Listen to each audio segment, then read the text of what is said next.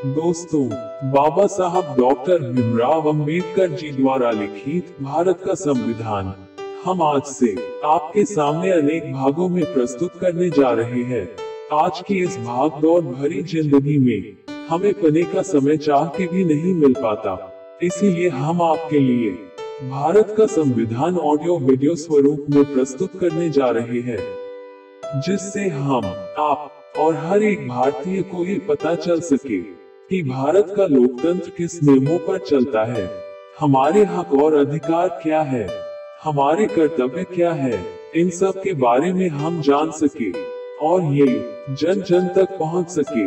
भारत का संविधान उद्देश्य का हम भारत के लोग भारत को एक संपूर्ण प्रभुत्व संपन्न समाजवादी पंथ निरपेक्ष लोकतंत्रात्मक गणराज्य बनाने के लिए तथा उसके समस्त नागरिकों को सामाजिक, आर्थिक और राजनीतिक न्याय, विचार, अभिव्यक्ति, विश्वास, धर्म और उपासना की स्वतंत्रता, प्रतिष्ठा और अवसर की समता प्राप्त कराने के लिए तथा उन सब में व्यक्ति की गरिमा और राष्ट्र की एकता और अखंडता सुनिश्चित करने वाली बंधुता बढ़ाने के लिए दृढ़ संकल्प होकर अपनी इस संविधान सभा में आज तारीख 26 नवंबर 1949 को इस संविधान को एतद द्वारा अंगीकृत, अधिनियमित और आत्मापित करते हैं। दोस्तों, यह भारतीय संविधान की प्रस्तावना या भूमिका को बताया गया है। भारतीय संविधान की प्रस्तावना पंडित नेहरू द्वारा पेश किया गया उद्देश्य प्रस्ताव पर आधारित है। 42वें संविधान संशोधन अधिनियम 1976 में समाजवादी, पंथ निरपेक्ष और अखंडता जैसे शब्दों को शामिल किया गया। प्रस्तावना में उल्लिखित मुख्य शब्दों का अर्थ कुछ इस प्रकार है। हम भारत के लोग, इसका मतलब यह है कि भारत एक लोकतांत्रिक देश है और भारत के लोग ही सर्वोच्च संप्रभु हैं। मूलतः भारतीय जनता को जो अधिकार मिले हैं वे उसी संविधान का आधार हैं। अर्थात भारतीय संविधान में दूसरे शब्द भारतीय जनता को समर्पित हैं।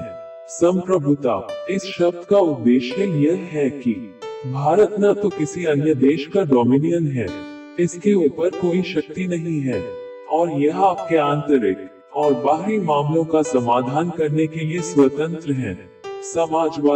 समाजवादी शब्द का तात्पर्य यह है कि एक ऐसी संरचना जिसमें उत्पाद के मुख्य निर्माता, पूंजीपति, जमीन, संपत्ति आदि पर सार्वजनिक स्वामित्व या नियंत्रण के साथ वितरण में समतुल्य सामंजस्य हो।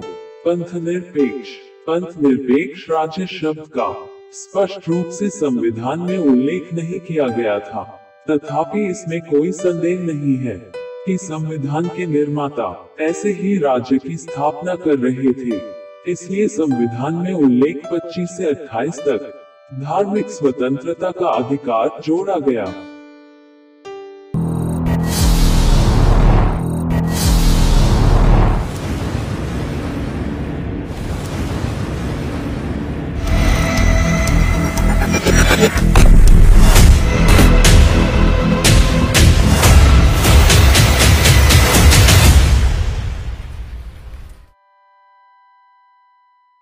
भारतीय संविधान में पंथ निरपेक्षता की सभी विचारधाराएं हैं, अर्थात हमारे देश में सभी धर्म समान हैं और उन्हें सरकार का समान समर्थन प्राप्त है। लोकतांत्रिक संविधान के प्रस्ताव में लोकतांत्रिक शब्द का इस्तेमाल वृहद के रूप में किया गया है, जिसमें न केवल राजनीतिक लोकतंत्र बल्कि सामाजिक और आर्थिक लोकतंत्र भी शामिल है। भारतीय राज्य व्यवस्था लोकतांत्रिक लक्षण के रूप है। गणतंत्र प्रस्तावना में गणराज्य शब्द का उपयोग से इस विषय पर प्रकाश डाला गया है कि भारतीय संविधान के अंतर्गत दो प्रकार के लोकतांत्रिक गणराज्य, वंशगत लोकतंत्र और लोकतंत्रीय गणतंत्र को जोड़ा गया है। गणतंत्र में राज्य प्रमुख का हमेशा प्रत्यक्ष या अप्रत्यक्ष रूप से एक निश्चित समय के लिए चयन होता है। गणतंत्र के अर्थ में दो और बातें शामिल हैं। सबसे पहले ये कि राजनीतिक संप्रभुता किसी व्यक्ति जैसे राजा के हाथ में होने के बजाय लोगों के हाथ में होती है। दूसरी ओर ये कि किसी भी वर्ग को विशेषता प्राप्त वर्ग की नहीं समझता। इसलिए हर सार्वजनिक कार्यालय में प्रत्येक नागरिक के लिए किसी न किसी भेदभाव को नहीं माना जाएगा। स्वतंत्रता। यहाँ स्वतंत्रता का अर्थ नागरिक स्वतंत्रता से है। स्वतंत्रता के अधिकार का प्रयोग संविधान में लिखित दस्तावेजों के अंतर्गत किया जा सकता है। ये व्यक्ति के विकास के लिए अवसर प्रदान करता है। न्याय। न्याय का भारतीय संविधान के प्रस्ताव में उल्लेख किया गया है, जिसके 3 अलग अलग सिद्धांत देखे जा सकते हैं। सामाजिक न्याय, राजनीतिक न्याय और आर्थिक न्याय। सामाजिक न्याय से अभिप्राय है कि मानव के बीच जातिगत वर्ण के आधार पर भेदभाव न माना जाए और प्रत्येक नागरिक को मानव के रूप में प्रतिष्ठित अवसर मिलना आसान हो। आर्थिक न्याय का अर्थ यह है कि उत्पाद एवं वितरण के उद्यमियों का न्यायोचित वितरण हो और धन वितरण का केवल कुछ ही हाथों में केंद्रीकृत न हो जाए। राजनीतिक न्याय का अभिप्राय यह है कि राज्य के अंतर्गत सभी नागरिकों को एक समान रूप से नागरिक और राजनीतिक अधिकार प्राप्त हो। वह राजनीतिक न्याय में प्रवेश की बात हो या अपनी सरकार तक व्यक्ति का अधिकार। समता। भारतीय संविधान का प्रस्ताव हर नागरिक को स्थिति और अवसर की क्षमता प्रदान करना है, जिसका अभिप्राय यह है कि समाज के किसी भी वर्ग के लिए पद की अनुपस्थिति और बिना किसी भेदभाव के हर व्यक्ति को समान अवसर प्रदान करना। बंधुत्व। इसका अर्थ है भाईचारे की भावना। प्रस्तावना के अनुसार बंधुत्व में 2 बातों को सुनिश्चित करना होगा।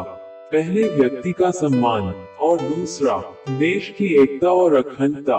मूल उद्देश्य में भी भाईचारे की भावना को बढ़ाने की बात कही गई है। संविधान की प्रस्तावना का क्या महत्व है?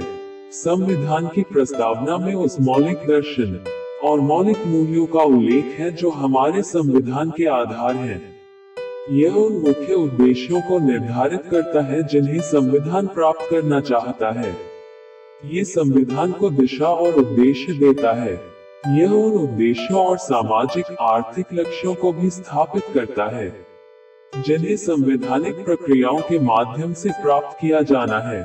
हम जानते हैं कि संविधान की प्रस्तावना में स्वाधीनता, समानता, बंधुत्व, धर्मनिरपेक्षता जैसे तत्व भी शामिल हैं। इस प्रकार यह राजनीतिक लोकतंत्र के साथ साथ सामाजिक आर्थिक लोकतंत्र की स्थापना को भी एक आयाम देता है। इसके अलावा इसमें संविधान निर्माताओं की सोच उल्लिखित है। इस प्रकार यह संविधान निर्माताओं के आदर्शों और उनकी महत्वाकांक्षाओं का उल्लेख करती है। संविधान निर्माण में महत्वपूर्ण भूमिका। संविधान की प्रस्तावना हमारे दीर्घकालिक सपनों का विचार है। संविधान सभा की प्रारूप समिति ने संविधान की प्रस्तावना को संविधान की आत्मा कहा। प्रस्तावना एक ऐसा स्थान है जहां से कोई संपूर्ण संविधान का मूल्यांकन कर सकता है। संविधान में इतना महत्वपूर्ण स्थान रखने के बावजूद प्रस्तावना न तो विधायिका की शक्ति का स्रोत है, न ही उस पर प्रतिबंध लगा सकता है। ये गैर न्यायिक है और इसकी व्यवस्थाओं को न्यायालय में चुनौती नहीं दी जा सकती।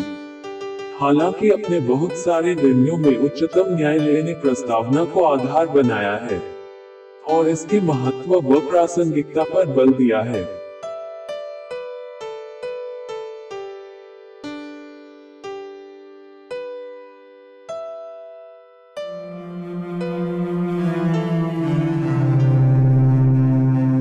दोस्तों, उम्मीद है कि हमारा ये छोटा सा प्रयास आपको पसंद आएगा, तो कृपया हमारे इस वीडियो को लाइक करें और अपने दोस्तों को शेयर करें। और हाँ, चैनल को सब्सक्राइब करना ना भूलें। धन्यवाद।